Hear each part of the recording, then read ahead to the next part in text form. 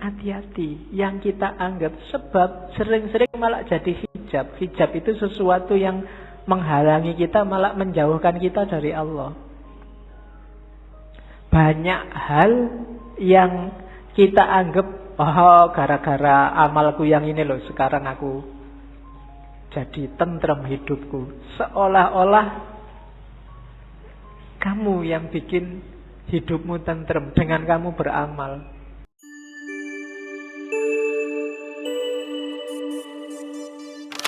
Assalamualaikum warahmatullahi wabarakatuh. Bismillah. Mari kita lanjutkan ngaji filsafat kita. Malam ini terakhir kita ketemu sufi besar Jalaluddin Rumi.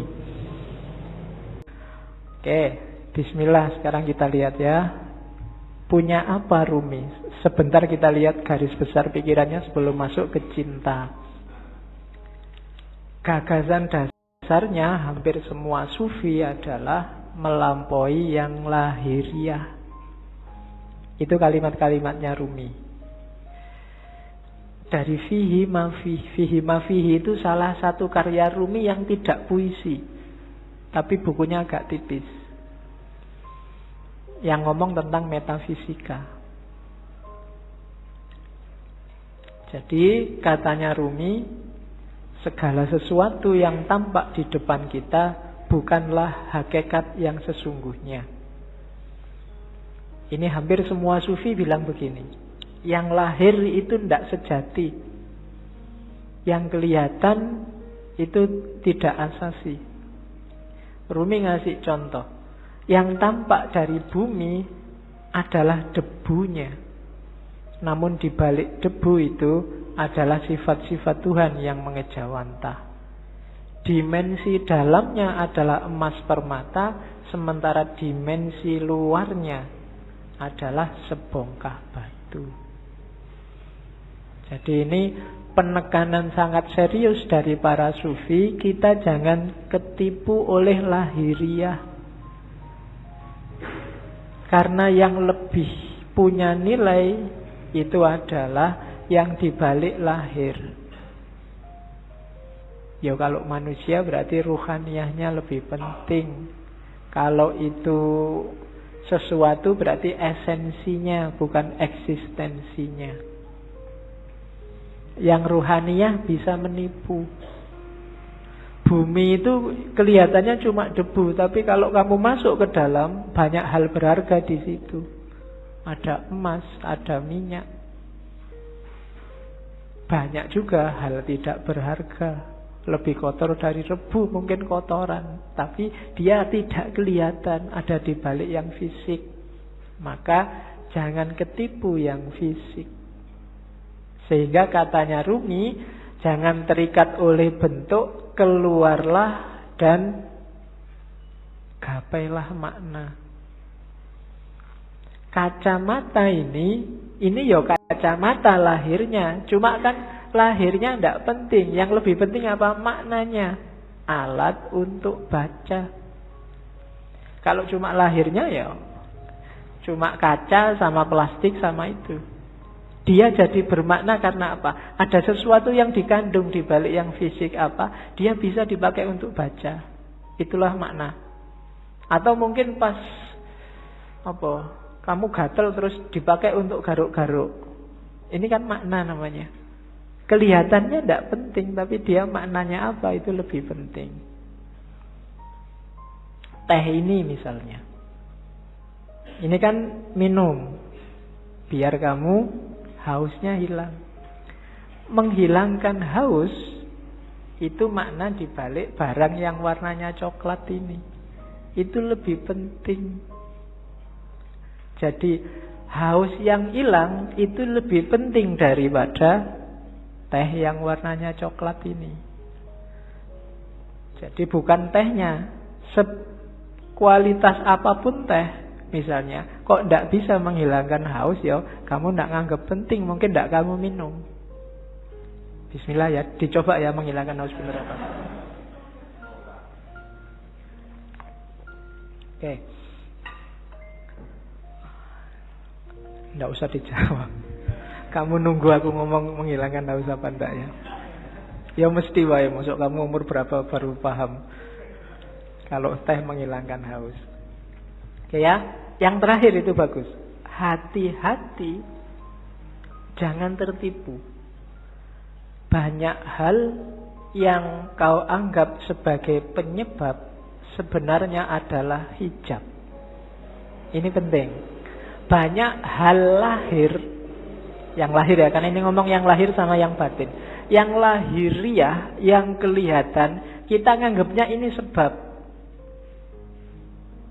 Baju membuat kita ganteng. Kemudian amal baik membuat kita masuk surga. Macam-macam yang lahir-lahir ya. Katanya Rumi, hati-hati. Yang kita anggap sebab sering-sering malah jadi hijab. Hijab itu sesuatu yang menghalangi kita, malah menjauhkan kita dari Allah. Banyak hal yang kita anggap, oh gara-gara amalku yang ini loh, sekarang aku jadi tentrem hidupku. Seolah-olah kamu yang bikin hidupmu tentrem dengan kamu beramal. Allah tidak main di situ. Itu yang disebut hijab. Perannya Allah kamu hilangkan. Kamu menjauh dari Allah gara-gara yang kamu anggap sebab tadi. Gara-gara amalku ini sekarang rezekiku berkali lipat. Amalmu itu kan sebab. Itu loh. Kamu nganggap dengan kamu beramal terus Allah ngasih kamu, jadi kayak kamu bisa merentah Allah. Ini hijab kalau bahasanya Rumi. Bikin kamu malah jauh dari Allah. Seolah-olah kamu yang mengatur ceritanya, padahal bukan. Kan sering ya yang ceramah-ceramah, mari kita sedekah sekian, nanti baliknya sekian. Ya, dompet, mana dompet? Kan mesti gitu. Sering-sering. Nah, enggak, iya mungkin begitu, tapi jangan dianggap sebabnya itu. Terserah Allah lah. Misalnya Allah menjanjikan 7.000 terus kamu cuma dikasih 5.000, apa ya? Kamu bisa komplain. Atau ayatnya bilang 7.000 terus kamu dikasih 700.000, kan ya enggak suka-suka Allah. Amalmu bukan sebabnya. Kalau kamu merasa amalmu sebabnya, kalau kamu merasa yang lahir ya sebabnya, biasanya terus jadi hijabmu yang bikin kamu jauh sama Allah. Seolah-olah yang bikin cerita dirimu. Sodakoah biar enggak ketemu bencana. Seolah-olah kamu yang ngatur ceritanya. Itu yang oleh Rumi disebut hijab. Jangan salah, yang lahir-lahir, yang sering kita anggap sebab, itu ternyata nantinya berubah jadi hijab. Jadi lampauilah yang lahiriah itu. Terus, nah, kata-kata Rumi lagi. Kalau manusia dianggap manusia dari fisiknya, dari lahirnya saja, maka Muhammad dan Abu Jahal itu memiliki kualitas yang sama. Lukisan di dinding pun persis seperti manusia. Lihatlah apa yang kurang, lukisan indah itu kehilangan ruhnya. Jadi manusia juga begitu. Jadi manusia atau tidak yang sejati tidak tergantung fisik, tapi tergantung dimensi batinnya. Kalau hanya fisik, maka Muhammad dan Abu Jahal itu ya sama-sama Arabnya, sama-sama punya jenggotnya, sama-sama pakai jubahnya, sama-sama pakai bahasa Arab, sama-sama takbir. Mungkin. Tapi yang membedakan apa? Ruhaniyahnya, batinnya. Maka kalau menilai, patokannya jangan luarnya. Kalau kamu menilai orang baik, wah ini pakai jenggot, pakai baju jubah, batuknya hitam, radikal mesti. Itu namanya kamu hanya dari lahirnya. Oh, pakai kopiah, pakai sarung santri, bid'ah mesti kelakuannya. Nah, itu cuma dari lahirnya. Apa yo ngerti? Cuma dari lahir kan begitu. Kalau hanya kamu lihat lahirnya, mungkin yo bintang-bintang film itu yo harusnya sangat berkualitas, superhero atau main jadi wali kan ada yang jadi kiai itu. Kalau cuma lahirnya loh ya. Oke, jadi ndak lampaui yang lahir, jangan ketipu oleh yang lahiriah. Banyak orang tertipu di situ. Jadi katanya Rumi, duhai saudara, engkau adalah apa yang kau rasakan dalam pikiranmu. Selain itu hanya tulang dan daging. Kalau kau anggap dirimu bunga, maka engkau adalah taman bunga. Kalau kau anggap dirimu semak berduri, maka engkau hanyalah bahan bakar perapian. Itu maksudnya Rumi, ayo kita garap wilayah batin kita. Kamu nganggap dirimu hari ini apa? Sebagai manusia. Jangan berhenti di kulit dan daging. Jangan sibuk mikir, aku sudah ganteng apa belum ya? Hari ini kayak gimana kelakuanku yang fisik-fisik, enggak. Coba dilihat batinnya dulu, dibereskan. Kalau yang dalam sudah beres, keluarnya pasti bagus. Itu maunya Rumi. Kalau dalamnya masih belum beres, ya susah. Jadi lampaui dulu yang lahir. Oke. Bahkan banyak amalan-amalan ibadah lahir di banyak hadis jadi tidak bernilai ketika batinnya ndak ikut. Kan banyak itu kan, kam min so'imin, berapa banyak orang puasa hanya dapat lapar dan haus, berapa banyak orang sholat hanya dapat capek fisiknya saja, dan seterusnya. Itu berarti apa? Kualitas lahirnya beres, tapi kualitas batinnya belum. Puasa tapi tidak ada menahan dirinya, kan itu yang di hadis itu maksudnya. Ya bener, nggak makan, nggak minum dari pagi sampai maghrib, tapi aspek menahan dirinya nggak ada. Misalnya sejak pagi sampai maghrib nonton TV terus, jalan-jalan di mall matanya masih ke kiri ke kanan, itu kan tidak ada aspek menahan dirinya, maka dapatnya cuma lapar dan haus. Sholat juga begitu. Sholatnya di sini tapi pikirannya di komputer, pikirannya di HP, ada suara tweet-tweet, ada SMS ini mesti ada. Jadi fisikmu ada di sini tapi pikiranmu di sana. Sholatmu tidak ada ruhnya. Bilang Allahu Akbar tapi otomatis kayak robot. Baca Fatihah tapi Fatihahnya tidak hadir dalam dirimu. Itu persis kayak HP-mu yang bisa ngaji, tidak ada ruhnya. Ya, mungkin dulu pernah tak ceritain ya, ada yang tanya pada Kiai, Pak, HP yang bisa ngaji itu kalau dibawa ke WC kira-kira boleh enggak, Pak? Kan itu Quran. Jawabannya susah. Ada kiai ulama Arab yang jawab boleh. Kenapa? Asal di WC enggak disetel ngajinya. Enggak kamu sambil di WC terus ngaji bismillah, enggak boleh. Tapi kalau ada aja dalam HP enggak apa-apa. Analoginya apa? Pikiranmu. Kamu hafal Fatihah enggak? Hafal. Berarti di kepalamu ada Fatihahnya. Wong hafal. Kalau kamu masuk WC, masuk hafalannya mau dibuang kan enggak? Berarti tulisannya ada, hafalannya aja, masuk WC asal enggak kamu bunyikan waktu di dalam WC. Nah, itu HP-nya saja itu kan enggak ada ruhnya. Jadi kalau kamu ngaji, kalau kamu sholat, ketika jiwamu enggak hadir, batinmu enggak hadir, ya cuma dapat wadahnya saja, enggak ada isinya. Bahkan mungkin lebih bagus HP-mu, tartilnya jelas. Iya, kalau kamu ngaji dewe kan masih pelekak-pelekuk. Nah, jadi rumus pertama katanya Rumi, yuk dilampaui yang lahiriah. Jangan berhenti hanya sudah bisa melakukan amal-amal lahir. Dibereskan dulu yang batin. Oke, rumus selanjutnya. Ini sebelum cinta ya, belum, biar nanti paham apa maunya Rumi. Ini sama kayak banyak sufi yang lain. Katanya Rumi, manusia ini jagat kecil. Bahasa filsafatnya mikrokosmos, alam sohir. Alam semesta ini alam kabir. Dalam diri mikrokosmos ada makrokosmos, dalam dirimu terkandung semua unsur-unsur alam semesta.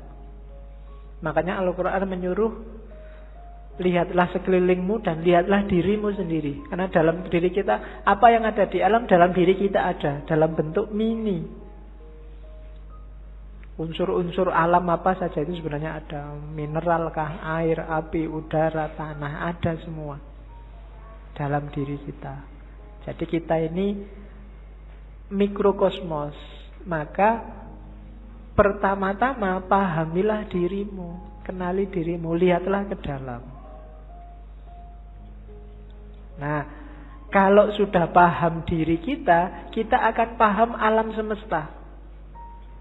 Karena dalam diri kita ada seluruh alam semesta. Kalau kita sudah paham alam semesta, kita akan paham Allah. Karena alam semesta ini manifestasi dari sifat-sifat Allah semuanya. A sampai Z. Makanya ada hadis yang bilang man arofa nafsahu faqad arofa rabbahu. Barang siapa kenal dirinya, dia akan kenal Tuhannya. Rumusnya apa? Dalam diri kita ada alam semesta, makrokosmos. Makanya kita disebut mikrokosmos. Begitu kita paham makrokosmos dan mikrokosmos, kita akan paham tentang Tuhan. Kenapa? Karena alam semesta ini isinya adalah manifestasi dari semua sifat-sifat Tuhan. Tuhan yang penyayang, Tuhan yang pemaaf, Tuhan yang teliti, Tuhan yang maha adil, dan seterusnya. Itu kan ada di alam semesta ini. Keadilannya, sayangnya, dan seterusnya itu kan bisa kita lihat di jagat besar, termasuk jagat kecil diri kita sendiri. Betapa telitinya Allah. Misalnya matahari itu kalau lebih dekat 10 cm aja dari bumi tidak akan kuat, dia akan terbakar dan kalian tidak bisa hidup. Atau dia lebih jauh 10 cm saja, bumi juga tidak akan ada kehidupan, pasti akan beku. Kok matahari bisa pas begitu? Itu ketelitian Allah. Tidak mungkin nggak sengaja. Itu iseng aja, Pak, nggak sengaja. Tidak, itu Allah yang teliti. Tubuhmu kan juga teliti. Sikunya pas gini, coba sikunya di sini mungkin kamu ya susah. Ya kan? Kenapa yang tumbuh terus rambut ini kok enggak tumbuh terus? Kalau jenggot bisa panjang tapi ini enggak bisa panjang, dan seterusnya. Itu kan ketelitian Allah. Dalam alam zohir dan alam kabir, kamu bisa membaca semua tanda itu dan menemukan Allah dan memahami Allah. Maka man arofa nafsahu faqad arofa rabbahu. Jadi manusia sebagai mikrokosmos dan makrokosmos.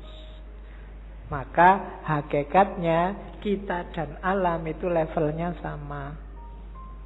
Jangan mengeksploitasi alam, jangan merusak. Itu apa? Karena ini bagian dari kita. Termasuk dengan sesama. Kita dan masyarakat yang lain itu satu. Kita dan alam semesta itu satu. Hanya kita dalam bentuk mini. Oke, saya lanjutkan karena malam ini materinya agak banyak. Ini kalimat yang saya suka dari Rumi. Jangan engkau seperti iblis, hanya melihat air dan lumpur ketika memandang Adam. Lihatlah di balik lumpur beratus-ratus ribu taman yang indah. Kalimat ini menurut saya penting karena orang Indonesia hari ini cara berpikirnya landasannya adalah suudzon. Nganggap orang lain jelek, khususnya yang berbeda dengan dirinya. Kalau sudah benci, tidak ada baiknya sedikit pun. Itu disindir oleh Rumi. Orang kayak gini, kayak iblis. Yang melihat Adam hanya dari sisi air dan lumpurnya. Tidak melihat bahwa siapapun itu kalau manusia, di balik yang fisik, yang kelihatan, mungkin yang kurang ajar, yang jahat, yang ada entitas ketuhanan. Ketika di Al-Quran Allah bilang wa nafakha fihi min ruhi, dan kutiupkan dalam diri manusia itu sebagian dari ruhku. Itu kan ya untuk semua manusia, tidak cuma untuk orang baik saja. Ya orang jahat ya ada ruhnya juga, yang bagian dari Allah. Hanya saja di orang-orang yang jahat, yang jelek ini, ruhnya Allah ini terhijab banyak sekali dia, sehingga tidak kelihatan, sehingga gelap. Tapi dia tetap manusia, harus ditolong. Tidak kayak iblis, dilihat jeleknya saja pokoknya. Nah, yang melihat jeleknya saja itu hanya melihat air dan lumpurnya Adam. Padahal Adam itu punya ribuan, ratusan ribu taman yang indah. Manusia itu indah. Kehidupan manusia juga indah. Ya kita sendiri yang sok-sok merusak. Dengan nafsunya tentunya ya. Hari ini kita sering jadi iblis. Kita ya jangan nunjuk orang lain. Biasanya nek wis benci kan terus gak ono apike belas. Sejahat apapun orang, pasti ada sisi-sisi tertentu dalam hidupnya yang masih baik. Perampok, pembunuh itu kalau pas dia makan, ya ketika dia makan ini baik, wong dia memelihara jasad titipan Allah dalam dirinya. Waktu dia pulang, misalnya punya anak kecil terus ndulang anaknya, itu ya baik. Mungkin terus dia mandi, menjaga kebersihan, itu kan juga baik. Mungkin di antara hasil curiannya eman-eman ini, sodako sebentar tetanggaku ada yang tidak, iki yo apik meskipun barang colongan itu tadi. Malingnya jelek iya, ngerampoknya jelek, tapi banyak sisi yang baik dalam kehidupannya. Tapi kalau begitu kita benci, yang baik-baik ini nggak kita lihat. Sebaliknya kadang-kadang juga begitu kita suka, yang jelek-jelek nggak kita lihat. Nah, maka yang penting yang pertama jangan kayak iblis ya, suka benci orang lain. Kalau ada orang tersesat, diingatkan. Kalau dia ngeyel, ya sudah, kan gitu rumusnya. Ada orang mau ke Jakarta kok jalannya ke timur, ya jangan dimarahi, jangan dipisu-pisui, dipukuli, kurang ajar kamu ke Jakarta kok ke timur, kan enggak. Ya mas, Jakarta itu ke barat, sampai kok jalan ke timur. Ya suka-suka saya dong. Ya sudah, kan gitu aja. Hari ini kan kamu gitu, ada orang kamu anggap sesat, terus kamu marah-marahi, kamu pukuli, nggak ditunjukkan yang benar gimana. Tunjukkan ya, tugas kita kan cuma tabligh, sampaikan aja. Kalau nggak diterima ya sudah. Perkara nek kamu kesasar mau ke Surabaya kok terus nyampe Banyuwangi, mau ke Jakarta nyampainya Banyuwangi, ya dinikmati saja. Urusannya dia. Nah, yang penting kita jangan jadi iblis. Kalau ada orang beda, orang kita anggap sesat, terus kita lihat jeleknya saja. Terus, ini penting juga, akal. Rumi termasuk orang yang memposisikan akal tidak sebagai puncak. Akal itu penting, tapi akal hanya transit. Akal harus dilampaui. Tidak boleh orang berhenti hanya di akal. Di Masnawi itu ada cerita yang mungkin sering dikutip orang. Cerita ahli bahasa dan tukang perahu. Jadi ada ahli bahasa naik perahu sama tukang perahunya. Sambil naik perahu terus ngobrol. Mas, tukang perahu, sampean ngerti nggak kalimat majemuk itu apa? Nggak ngerti pak. Sampean sudah tua kalimat majemuk aja nggak ngerti. Rugi sampean hidup itu. Sampean ngerti nggak kalimat sastra itu kayak gimana? Nggak tahu pak. Alah, apalagi sampean sudah umur tua gini sastra aja nggak ngerti. Buat apa umur sampean dihabiskan? Sampai ngerti nggak? Pokoknya diajak ngobrol gitu, dimarahi terus, dilecehkan terus. Tiba-tiba terus ada badai. Kapalnya mau tenggelam, katanya yang punya perahu, waduh ini Pak, sampean bisa nggak berenang? Nggak bisa. Wah, sampean sampai tua berenang aja nggak bisa, ya wassalam, sampean mati, bye-bye, tak tinggal ya, sudah selesai. Nah, itu cerita ini terkenal, nanti variasinya macam-macam. Tapi ini Rumi mau nyindir bahwa ya bolehlah ada orang pinter, tapi sepinter-pinternya orang itu kan sesuai bidangnya. Yang pinter filsafat mungkin tidak ngerti sama sekali tentang fikih. Yang pinter fikih mungkin tidak ngerti tentang kalam. Yang teknik mungkin tidak ngerti tentang kedokteran. Sak jago-jagonya Habibie, kamu tanyain, Pak Habibie, ngerti nggak teorinya Ghazali tentang? Nggak ngerti dia. Oh, dia ilmunya penerbangan. Jadi, ndak. Maka orang pinter yang sombong itu janjinya orang bodoh. Sepinter apa sih dia? Ilmunya seluas apa sih? Ndak ada. Orang itu selalu pinternya fakultatif. Sesuai fakultasnya masing-masing. Ndak ada ilmu universal. Makanya ndak ada kuliah di universitas, yang ada di fakultas. Universitas cuma mengkoordinir. Kalau digabung dari banyak fakultas, jadilah universitas. Kan logikanya begitu. Jadi cerita ini sebenarnya Rumi menyindir ndak.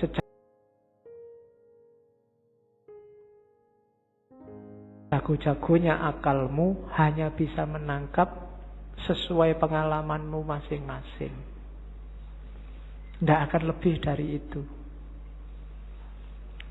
Tapi saya ngerti dunia luar angkasa loh Pak. Ya, paling kamu pernah baca buku tentang luar angkasa. Kan itu aja.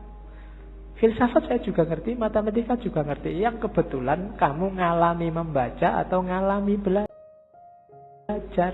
Yang tidak ya enggak. Sokrates mungkin orang paling pinter, tapi sama istrinya urusan nyambel apa urusan bikin sayur itu tetap menang istrinya. Ya kan? Sepinter apapun Immanuel kan, kalau bannya bocor, kan ada cerita satu ketika Immanuel kan bannya bocor, sadelnya patah. Begitu nyampe di tukang sadel, Immanuel kan pingin nguji yang punya, tukang sadel, tolong saya dibikinin sadel yang pakai rumus trigonometri plus 2 kali. Dari tukang sadel tidak bisa saya. Kalau sadel biasa bisa, kalau pakai rumus macam-macam tidak bisa. Ya memang beda ilmunya. Jadi yang pertama catatannya akal itu tidak segalanya. Kalau kita hanya bersandar pada akal, maka kita bersandar pada batas pengalaman kita sendiri. Karena sejauh apapun ilmu kita, ya sebatas yang pernah kita alami. Ilmunya mahasiswa filsafat pasti beda dengan mahasiswa pendidikan. Pasti beda dengan mahasiswa teknik. Itu batasnya akal. Jadi, saya bilang tadi, akal hanya transit. Katanya Rumi, akal, jasmani, lahiriah, ini harus sih, cuma dia bukan tujuan. Dia hanya alat transit kita untuk menggapai yang lebih dalam, lebih tinggi. Wilayah ilahiyah. Jadi jangan dihentikan akal untuk akal. Atau kalau fisik misalnya harta untuk harta. Tidak bisa berhenti di situ, karena hidup kita ini rumusnya adalah inna lillahi wa inna ilaihi roji'un. Dari Allah dan sekarang sedang berjalan menuju Allah lagi. Maka apapun pengalaman, kalian punya apapun, ngerti ilmu apapun, punya harta apapun, punya kebisaan apapun, harus dalam rangka mendukung berjalan semakin dekat pada ilaihi roji'un. Termasuk akal. Kita dikasih Allah akal, panca indera, itu sebagai sangu untuk ilaihi roji'un. Jangan sampai tersesat. Bahkan Allah saking sayangnya sama kita, nggak cuma itu. Kita dikasih buku pedomannya langsung, namanya kitab suci. Nggak itu juga, karena khawatirnya kita nggak mau baca, kita dikasih nabi juga, dikasih rasul juga. Dalam rangka apa? Biar langkah kita ilaihi roji'un ini pas, nggak keliru. Maka katanya Rumi, akal kita, panca indera kita, apapun yang kita bisa, yang kita miliki, ini harus jadi jalan, harus kita lampaui menuju ilaihi roji'un tadi, dalam rangka bertemu dan berjumpa sama Allah. Kalau enggak, berarti satu di antara dua. Kalau bukan kesia-siaan yang nanti kita sesali, mungkin juga ketersesatan. Sia-sia itu tidak ada gunanya, kita tuas capek. Tersesat itu kita nyeleweng, jalurnya tidak ilaihi roji'un. Kalau Al-Quran bilang yang bisa ilaihi roji'un itu nafas mutmainnah. Ya ayyatuhan nafsul mutmainnah, jiwa yang tenang. Maka tugas kita di dunia ini bikin nafas kita mutmainnah, biar nanti bisa ilaihi roji'un, bisa kembali dengan mulus, dengan lancar pada Allah. Nah itu akal. Jadi termasuk ngaji ini ya. Ngaji ini tidak boleh bikin semakin jauh dari Allah. Harus bikin paling tidak selangkah kecil lebih dekat sama Allah. Kalau enggak, mending kamu tidak usah ngaji. Kalau ada ya Pak, saya tuh ngaji filsafat terus jadi nggak yakin Allah itu ada apa enggak. Terus kamu tidak usah ngaji lah kalau gitu. Kok waktu ditanyain Allah besok kamu nunjuk aku. Itu yang ngajari Pak, nanti gitu aku susah aku. Enggak, pokoknya apapun harus bikin kamu selangkah lebih dekat. Kuliah juga begitu. Kamu kuliah juga, target sementaranya sih untuk penyemangat itu kan ya IP lah, pekerjaan lah. Tapi harusnya kuliahmu bikin kamu semakin dekat sama Allah. Makan juga begitu, tidur juga begitu, pacaran juga. Ya jadi kalau punya pacar, bilang ke pacarmu, kita komitmen ya, kita pacarannya semakin mendekat ke Allah. Ya diatur sendiri rumusnya, kamu yang ngerti. Ya, kalau mau pegangan tangan, bismillahirrahmanirrahim. Ya, kalau sudah alhamdulillah. Oke. Itu maunya Rumi. Jadi apapun fasilitas yang diberikan Allah pada kita sekarang, manfaatkan itu untuk ilaihi roji'un. Hakikat kita ada di situ. Dan semua yang bikin kita semakin jauh dari ilaihi roji'un, hindarilah. Termasuk mungkin yang casingnya. Casing itu kan tampakan luarnya, kelihatannya ini sangat agama deh, kelihatannya ini sangat islami deh, tapi kok rasanya bikin kamu semakin gak dekat sama Allah, mending dijauhi. Yuk kita mulai cinta. Panjang ya pengantarnya sebelum cinta. Yang pertama tentang cinta sekarang. Katanya Rumi, cinta itu sifatnya universal. Karakter yang dimiliki semua orang, agama apapun, dari budaya apapun. Tidak ada agama, tidak ada budaya, tidak ada peradaban yang tidak menganggap cinta itu luhur dan baik. Semua menganggap cinta itu luhur dan baik. Jadi itu rumus pertama. Kamu mencintai, itu tidak ada orang menganggap kamu jelek apapun, kecuali yang duniawi. Jadi cinta ini perasaan yang universal. Yang kedua, cinta itu obat. Obat dari kesombongan, obat dari kelemahan, obat dari duka cita. Mengingatkan yang minggu-minggu lalu ya. Jadi cinta itu kan ketika orang berhubungan dengan sesuatu, tapi dia tidak memiliki pamrih apapun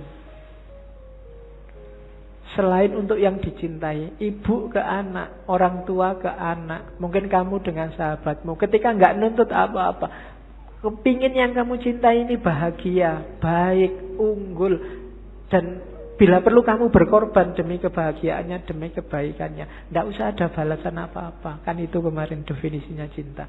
Nah, cinta yang kayak gini, ini melatih jiwa. Yang pertama apa? Jiwa jadi nggak sombong. Jiwa pecinta itu jiwa yang rendah hati. Kenapa? Dia tidak mikir dirinya.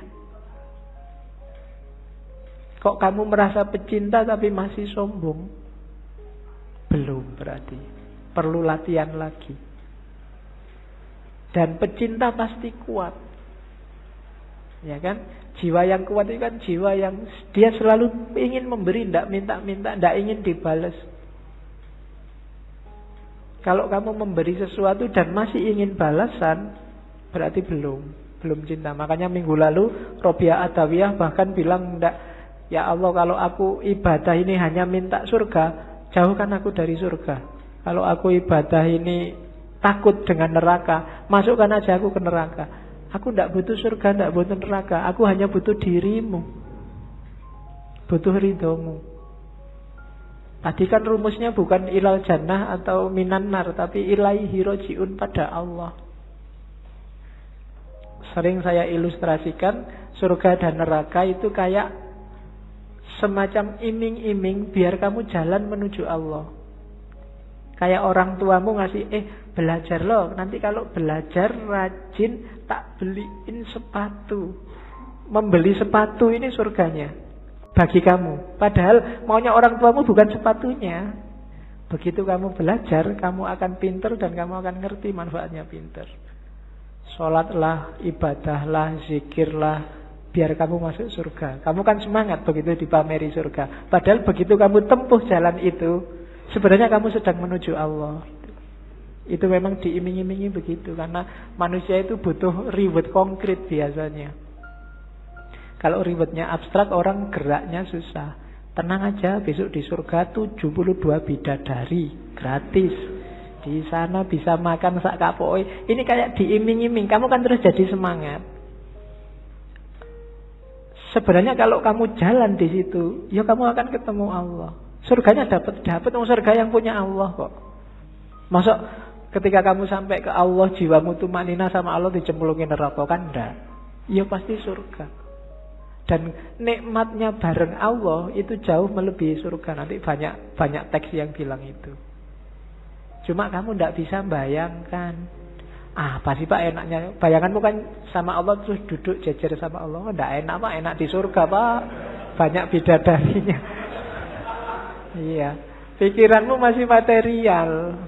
Belum nyampe enaknya. Yang punya pacar bisa menganalogikan. Ketika kamu duduk jejer sama pacarmu, itu kan seneng kamu. Duduknya setengah jam itu rasanya baru 1 menit. Pinginnya berlama-lama bareng terus, itu karena sudah cinta. Sama Allah kalau kamu jatuh cinta juga begitu. Kayak Nabi Musa itu loh, waktu Nabi Musa naik ke Bukit Tursina, kan Allah ngajak ngobrol. Musa, yang di tanganmu itu apa? Sebenarnya kan jawabannya simpel. Musa tinggal ngomong, ini tongkat ya Allah, kan beres. Wong itu memang tongkat. Tapi karena Musa ini sewenengnya disapa oleh Allah, jawabannya panjang.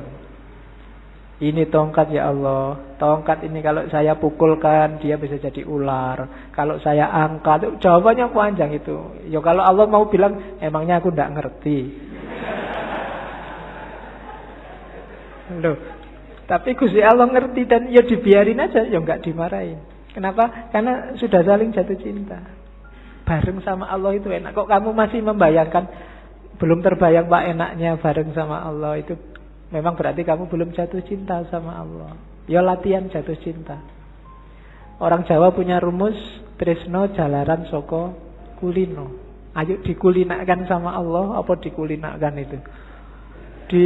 Dibiasakan. Akrab sama Allah, nanti kamu akan jatuh cinta. Entah kapan nanti kita akan ngambil sesi cinta lagi, saya ingin ngangkat Ghazali. Ghazali konsepnya lebih konkret. Jalan untuk mencintai Allah. Tapi kapan-kapan jangan cinta terus, nanti kamu mabuk. Oke, terus. Nah, cintalah yang bikin alam semesta ini bergerak. Nanti Rumi punya teori evolusi yang khusus, tapi saya tidak akan sampaikan sekarang, kapan-kapan. Rumi nanti akan banyak sesinya. Jadi gara-gara ada cinta ini loh, alam ini bersatu dan berpisah. Orang tua sama anak, habis bersatu, berpisah. Berpisah ini juga tanda cinta. Kalau orang tua tidak mau nyapih anaknya, padahal berat nyapih anak ini, tidak tego nyapih anak, tapi harus disapih. Kenapa? Karena cinta. Jadi pertemuan dan perpisahan itu banyak ya karena cinta. Kamu melepas masa mudamu menuju masa dewasa. Janjane pinginmu mbok saya muda terus, nggak bisa. Hidup itu ada pertemuan, ada perpisahan, dan biar jalannya on the track, dasarnya harus cinta.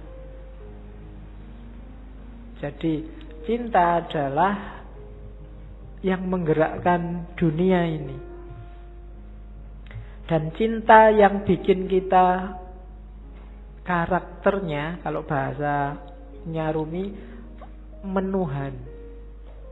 Semakin tulus kita cinta pada apapun, karakter kita akan semakin menuhan. Menuhan itu semakin spiritual.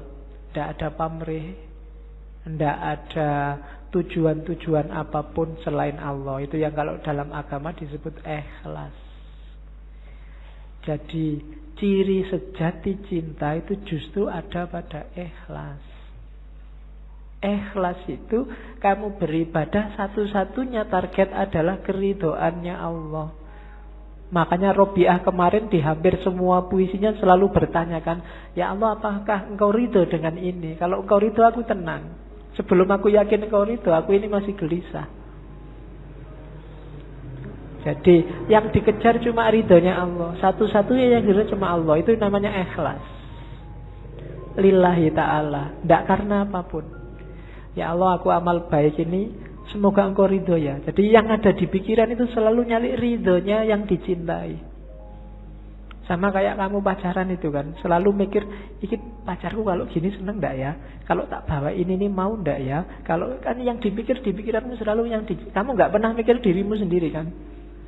Begitu diajak ke warung, ini kamu sukanya warung yang mana? Kan bukan sukaku, sukanya dia. Jadi ketika orang jatuh cinta, egonya hilang. Dia tidak ngomong aku lagi, tapi ngomong kamu. Kalau kamu jatuh cinta ke Allah juga, bukan akumu lagi yang bilang, tapi ridhonya Allah. Apa sih maunya Allah? Kira-kira kalau aku gini, Allah ridho tidak ya? Begitu kamu ujian mau nyontek, ini kira-kira kalau aku nyontek Allah ridho enggak ya? Anda Bapak Allah Maha Pengampun, ha? Waduh, ku akhirnya. Iya. Ya kamu yang ngerti lah. Oke, terus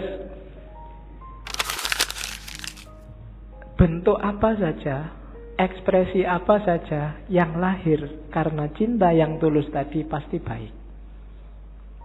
Tidak mungkin tidak. Tidak mungkin mencelakakan. Kalau ada yang mencelakakan, berarti itu belum cinta dan pasti bukan cinta. Kalau dasarnya cinta, apapun yang keluar pasti baik. Dan yang kedua, cinta bukan suka, bukan duka. Kayak Robiah kemarin. Tidak peduli hukuman. Cinta itu yang ada hanya ego yang lenyap, yang dipikir hanya dia. Terus. Nah, cuma katanya Rumi jangan ditanya apa definisinya cinta. Seseorang bertanya, apa itu cinta? Aku jawab, jangan tanya tentang maknanya. Kalau engkau sudah menjadi seperti aku, maka engkau akan tahu. Nulisnya salah itu. Saat cinta memanggilmu, engkau akan berkisah tentang itu. Jadi cinta itu penting, modus paling penting dalam hidup ini, dan gak usah kamu terlalu capek mendefinisikan, membahas, mengkaji apa itu cinta. Jalani saja. Gak usah kamu tanya, Pak, definisinya cinta apa? Ciri-cirinya apa? Jenis-jenisnya apa saja? Itu tidak terlalu penting, katanya Rumi. Yang penting apa? Jalani saja, nanti engkau paham. Kamu gak perlu ke perpus nyari teori pacaran yang baik, cara menarik lawan jenis, cara gak penting. Terus langsung pacaran kamu akan ngerti. Oh gitu tuh pacaran itu. Oh gini tuh kawin itu kan itu. Kamu berteori macam-macam kesuwen. Kamu nyari terlalu banyak referensi, tidak penting. Jalani saja, kamu akan ngerti. Wong ini dunia rasa. Kalau rasa itu kan ya tidak bisa dijelaskan. Rasa pedes adalah rasa. Susah kan menjelaskannya. Wong rasa, nggak bisa dijelaskan. Sama kayak cinta. Ya perkawinan itu kan juga banyak urusan rasa. Kawinnya sendiri itu kan intinya rasa. Kamu nyari penjelasan, Pak, saya belum kawin sih, Pak. Kira-kira kawin itu rasanya gimana, Pak? Ya, tidak bisa. Ya kawin, nanti kamu ngerti. Mbok kamu nonton sekian puluh video, tetap nggak bisa. Harus dirasakan. Teorimu tidak ada gunanya. Rasa dewe baru ngerti.